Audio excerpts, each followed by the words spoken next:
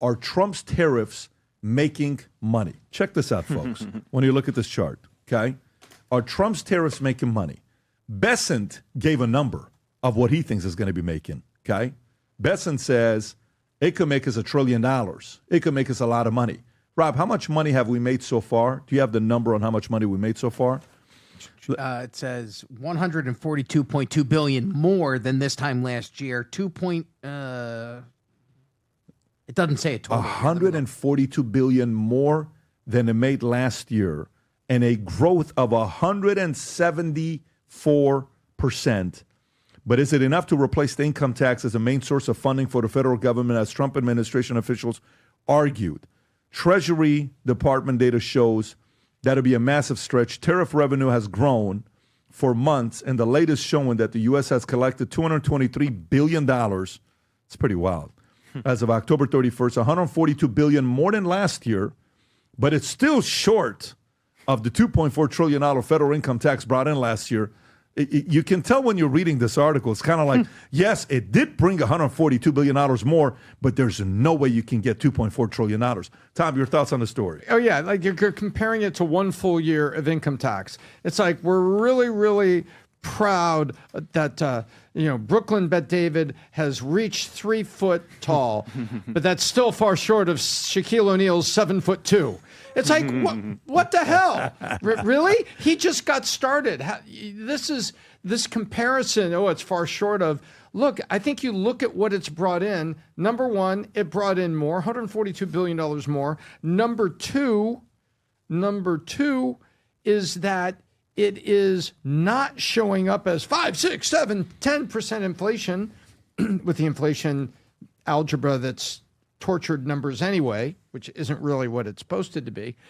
And so I look at it and I'm like, this is a success, but they will take any opportunity. And this is Politico, fun with charts with people that don't normally play with spreadsheets.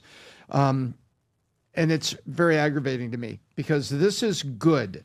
This is good because inflation didn't happen, yet world concessions to equalize the trade that we have happened. So why can't we look at that and say, wow, we're just getting warmed up. Can we do more? Yeah, but what people don't look at is that that's $142 billion that is less treasuries that have to be issued. Mm-hmm. So the fact that you're issuing less treasuries means that you don't have to incent people to buy them with a higher interest rate. It actually helps interest rates improve. So while you could look at just the negatives, right? I'm with you 100%. People just look at the negatives, right? The negatives say, okay, well, a third of it's being paid by the country that the goods are coming from. Great. But the consumers here are bearing some of the burden, as are some of the distributing channels here. So it's spread out. However, if we didn't have that, we'd probably be looking at higher interest rates than we would have currently. And when you say treasuries, that's us printing treasury bills that we sell around the world to get cash to pay our own bills. Mm-hmm. And it's people such as who and who that are buying those. Who's number one?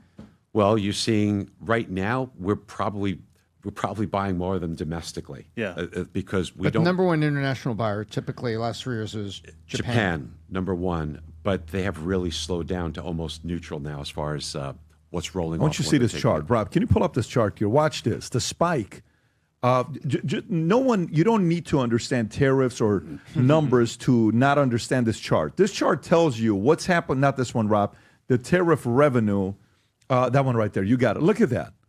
That's 2022. Monthly, we're averaging around $10 billion of revenue coming in for the last few years, 3 years. 10, 10, 10, 10, 10, 10, 10, 10, 10, 10, 10, 8, 8, 8, 8, 9, 9, 9, 8, 8, 8, boom, 20. Boom, 25, 27, 29, 30, 30, 30. October's going to end up being 32 to 34 billion in a single month. That's nearly 4xing some months combined. Okay, you take 4 months combined, we did that in 1 month. So, the sustainability of that, and then now there are some companies, and Tom, I'm going to come to you with this one as well. Businesses press Supreme Court to strike down Donald Trump's emergency tariff power. Rob, I think you do have a clip on this one from Financial Times. Businesses, lawmakers, and former U.S. officials are pressing U.S. Supreme Court to rule against Donald Trump's use of emergency tariffs powers ahead of the showpiece hearing this week. About 40 legal briefs have been filed by groups ranging from U.S. Chamber of Commerce to former national security officials in opposition to the signature policy of U.S. President has relied on to wage his trade wars. Go ahead, Rob. This is Trump from 60 Minutes explaining the importance of tariffs. Oh, okay, go for it. Economy. The signature part of your economic plan is tariffs. The Supreme Court is going to hear arguments this week on whether you have the authority to impose these sweeping tariffs without congressional approval. The lower courts have ruled against you. That's why it's in the Supreme Court right now. Very close rulings, yeah. What happens to your economic plan if the Supreme Court invalidates your tariffs? I think our country will be immeasurably hurt. I think our economy will go to hell. Look, because of tariffs, we have the highest stock market we've ever had. Because of tariffs, 401ks at the highest level and this is millions and millions of people that we've ever had, 401ks. I think it's the most important subject discussed by the Supreme Court in 100 years. Okay, so Tom, thoughts? Businesses press Supreme Court. I'd like to see some CEOs talking. Right now, we've got the U.S. Chamber of Commerce, reputable group, and you've got former national security officials in opposition. Go take a look at what happens when people that work in defense or national security go back to the private sector. They end up on the boards of international, multinational companies, often lobbying against us to help those companies profit wildly with trade deals that are tilted the other way. I mean, let's be real about it. Because through the miracle of cross listings, sometimes those companies also are traded on our stock market. It's amazing to me to see this. I want to know if someone's willing to put their head up above the water and say, me, this company, me. No one's doing that. These are groups of people. And the Financial Times says businesses whathout naming a single CEO. There's three businesses. They're not large businesses either. That's what it is. So they say it, but it's three. And what's being challenged is, does the president have the authority under this IEPA, this emergency protection, under the fact that the president would have authority if it's national security? So when he first did it, it was because of fentanyl, which you could argue is national security. But now what they also have is the point that you made, the chips with China. So that is also something that he's using tariffs to protect us from having to give this technology to China by using leverage over NVIDIA. So these are potentially arguments that should win with national security. I believe that he has appointed 3 members of the Supreme Court, and I believe that the Supreme Court does.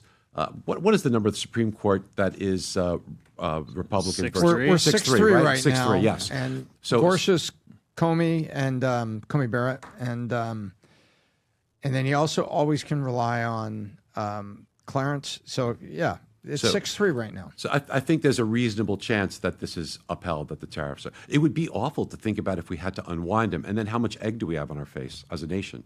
Yeah, and all of his leverage goes away too. I mean, there was a point, Rob, I sent you a chart. There was a point in time where tariffs were 90% of the national revenue. I love this chart here.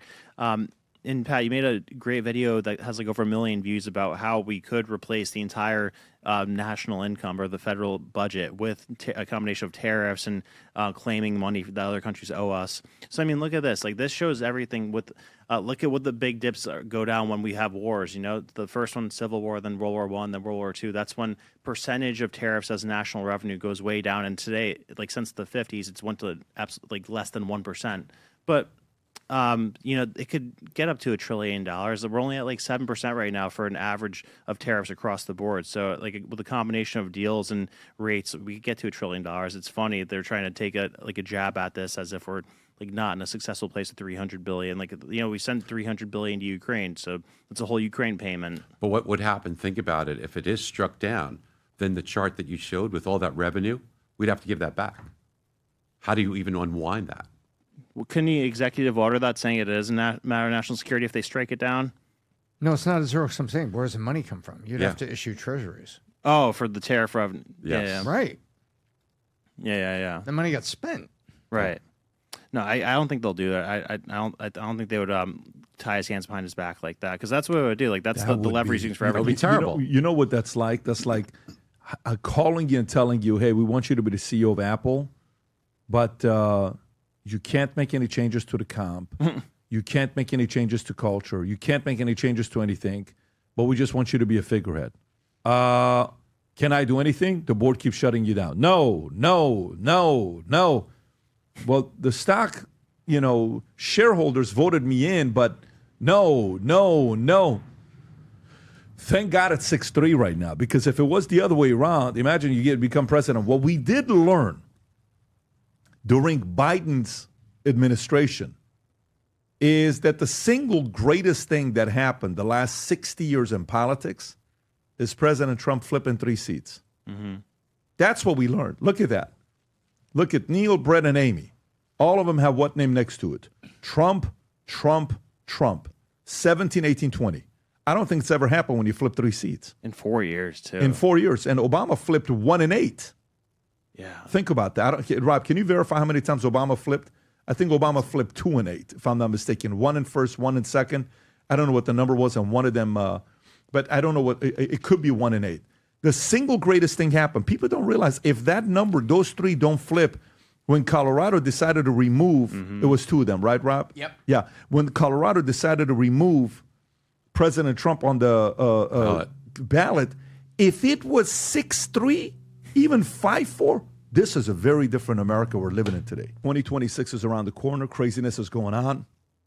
For some of you guys that have big plans for 2026, I will remind you, whatever you do not go into 2026 without a business plan. It'll be a big mistake you're making. There are way too many moving parts.